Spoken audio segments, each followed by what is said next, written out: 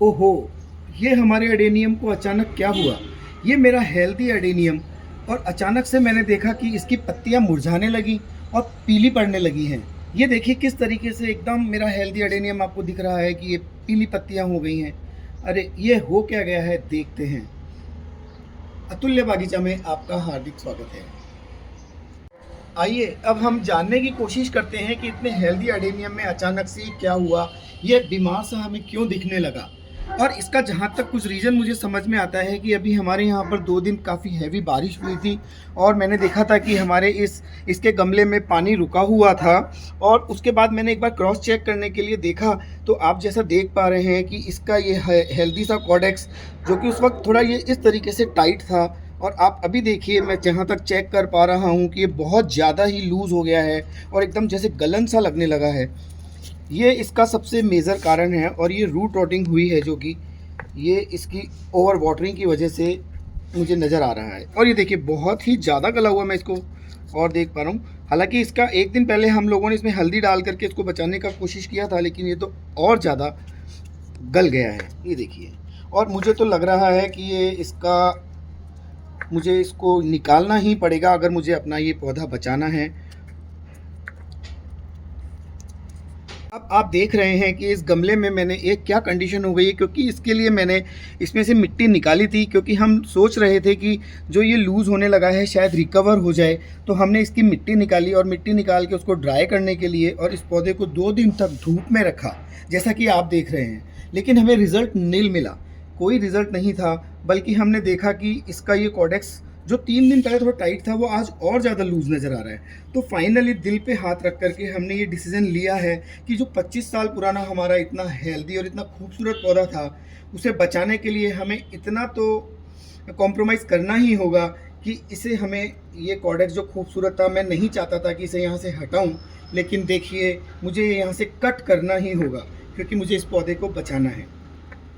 तो हमने ये फाइनली डिसाइड कर ही लिया है, और ये डिसीज़न ले लिया है कि मुझे इस पौधे को फिर से रिपोर्ट करना होगा, और ये रिपोर्टिंग मुझे करनी होगी। और इस रिपोर्टिंग करने के लिए मैं देखिए सावधानी से हम इसे निकालेंगे। और जबकि मैं इसकी रिपोर्टिंग कर रहा हूँ, और मैं इंतज़ार कर रहा था इसकी फ्लावरिंग का, जो कि मार्च में बहुत अच्छे से आने वाली थी, लेकिन मैंने इसको देखिए इस तरीके से रिपोर्टिंग करने के लिए मैंने ये निकाल लिया है। और अब मैं इसमें एक बार ये और देखता हूँ कि ये कहाँ कहाँ से डैमेज है, हमें इसे कहाँ और कितना कट करना होगा। जैसे कि आप देख पा रहे हैं, ये इसका कॉडेक्स बहुत टाइट और बहुत हेल्दी है। ये यहाँ भी बहुत अच्छा है। ये रूट इसकी एक्चुअल में आप ये देख पा रहे हैं कि जो ये रूट यहाँ से स्टार्ट हुई है, जो खूबसूरत सी यही गली है, और ये जो यहाँ तक इसका जो एंड पॉइंट है, यहाँ तक ये गली हुई है, तो ये लूज़ भी है देखिए। तो हमें इसे ही निकालना होगा। ये पूरा एक लिंक है ये इसका। तो ये देखिए आप, ये भी इसमें आपको दिख रहा है कि कितना गला हुआ सा नज़र आ रहा है। तो इसको मैं स्टरलाइज्ड कटर से सावधानी से यहाँ से इसको काटूंगा, और पूरा का पूरा हम इसे बाहर निकाल देंगे। बाकी का मुझे ये हेल्दी और कॉडेक्स वगैरह और रूट्स बहुत वाइट भी नज़र आ रहे हैं, जो कि इसको हेल्दी बताते हैं। ये देखिए आप लोग। तो अब मैं इसे काटने के लिए स्टरलाइज कटर लेता हूँ। अब ये देखिए स्टरलाइज जो चाकू मैंने लिया है, इससे हम लोग इस पार्ट को कट करते हैं। और स्टरलाइज चाकू इसलिए ज़रूरी है ताकि ये और ज़्यादा फंगस ना हो इस पर, और ये और ज़्यादा इस पौधे को नुकसान ना हो। तो मैंने ये जो पार्ट गला हुआ था उसे काटना स्टार्ट कर दिया है सावधानी से, ताकि दूसरी जगह पर और दूसरी जगह और कहीं कट ना लग जाए। मैं पूरी कोशिश करूँगा। ये देखिए, लेकिन मैं अभी भी सेटिस्फाइड नहीं हूँ, क्योंकि अभी भी इसमें ये ब्राउन पार्ट आ रहा है। हमें यहाँ पर वाइट चाहिएगा। जब तक ये वाइट नहीं आता है, वहाँ पर हम इसे तब तक काटेंगे।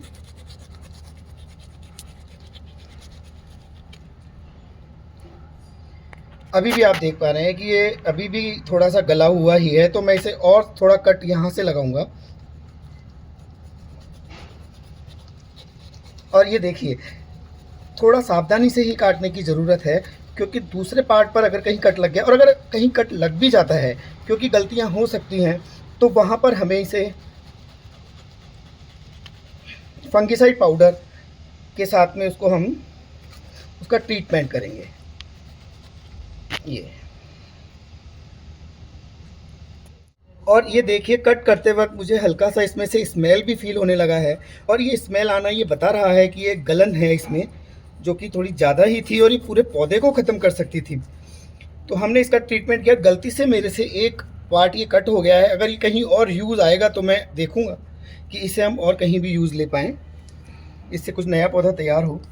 अभी मुझे यहाँ पे भी थोड़ी सी गलन नज़र आ रही है, तो मैं इसे भी यहाँ से इस तरीके से सावधानी से कट करता हूँ। ये देखिए, यहाँ पर कितना प्यारा एकदम से वाइट ये निकल के आया है। ऐसा ही हमें यहाँ भी चाहिए था।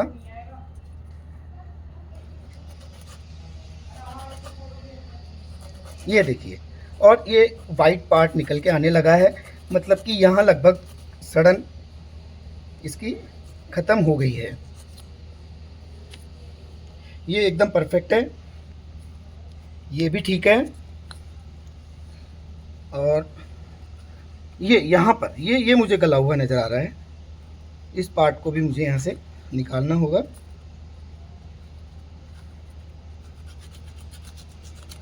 ये यहाँ से वाइट निकल रहा है, ठीक है, ये भी ठीक है।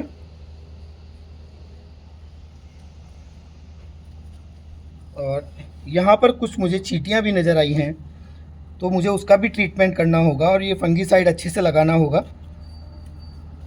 ये इस पौधे को बहुत नुकसान पहुंचा रही थी, जो कि मुझे अब पता चला है, जो पहले ऊपर से दिखाई नहीं दे रहा था।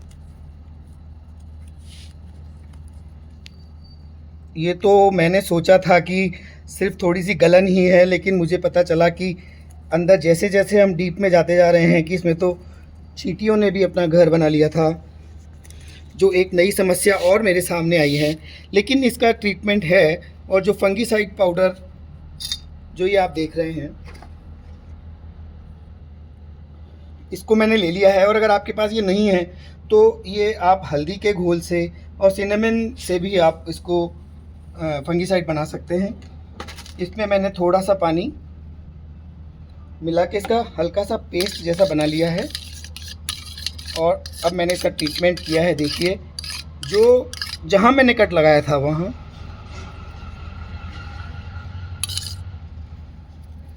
बहुत अच्छे से मैंने, कोई भी पार्ट इसका छूटे ना, इस तरीके से फंगीसाइड पाउडर ये लगाया है मैंने, जो इसका पेस्ट बनाया है। जहाँ जहाँ कट है मुझे कोई भी खुला नहीं छोड़ना है।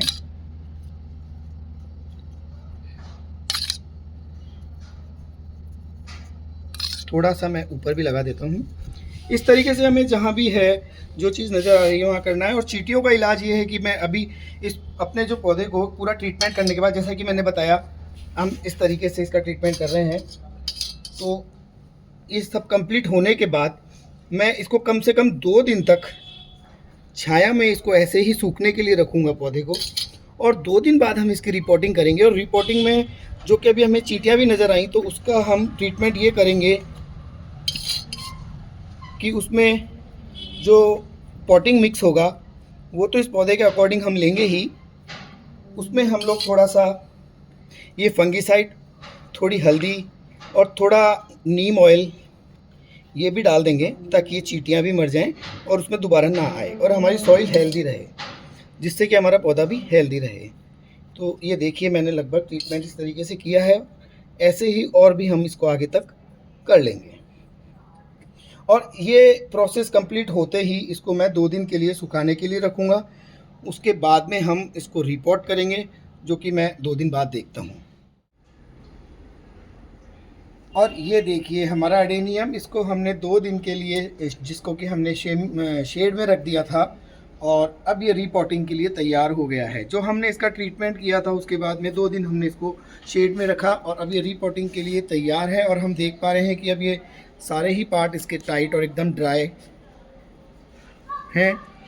ये देखिए, इसको हम इस गमले में इसको रिपोर्ट करते हैं, और उसके लिए ये पॉटिंग मिक्स हमने तैयार किया है, जिसमें कि 40% गार्डन सॉइल, 30% कोकोपिट और 30% सैंड और ग्रिट जैसा कुछ हमने ये मिला दिया है। और इसके अंदर में हमने फंगल पाउडर और थोड़ा सा हमने हल्दी पाउडर भी मिला दिया है। ये देखिए, और अब मैं इसको यहाँ सेट करता हूँ।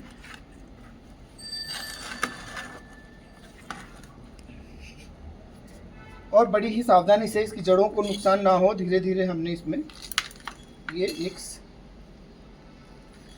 सॉइल मिक्स को मिला दिया, इसमें रख दिया है, आप देख पा रहे हैं।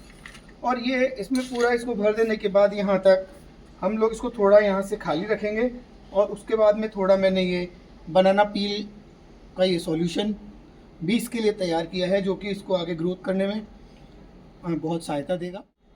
और ये देखिए बड़े सावधानी से ही हमने इसको रिपोर्ट कर दिया है, जिसका कि बहुत अच्छा सा हमने वेल ड्रेन सॉइल मिक्स इसमें लिया था। और इसको रिपोर्ट करने के बाद जो आप देख पा रहे हैं, इसमें अब हम थोड़ा सा फर्टिलाइज़र के रूप में ये आप देख पा रहे हैं बनाना पील है, इसका सॉल्यूशन है, जिसको कि हम इसमें थोड़ा डालेंगे, जो कि अभी इसके फ्लावरिंग वाले टाइम और इसको इसमें ग्रोथ करेगा। और इस तरीके से हमारा ये एडेनियम का प्लांट तैयार है रिपोर्टिंग के बाद में। अब हमें ध्यान ये रखना है कि इसे हम धूप में रखेंगे और ओवर वाटरिंग ना हो, इसका विशेष ध्यान रखेंगे। थोड़ा दिन इसका ध्यान हमें रखना है। और अगर आपको ये वीडियो हमारा पसंद आया हो, आपको ये ज्ञानवर्धक वीडियो लगा हो, तो आप इसे शेयर कीजिएगा, हमारे चैनल को सब्सक्राइब कीजिएगा और इस वीडियो को लाइक कीजिएगा। धन्यवाद।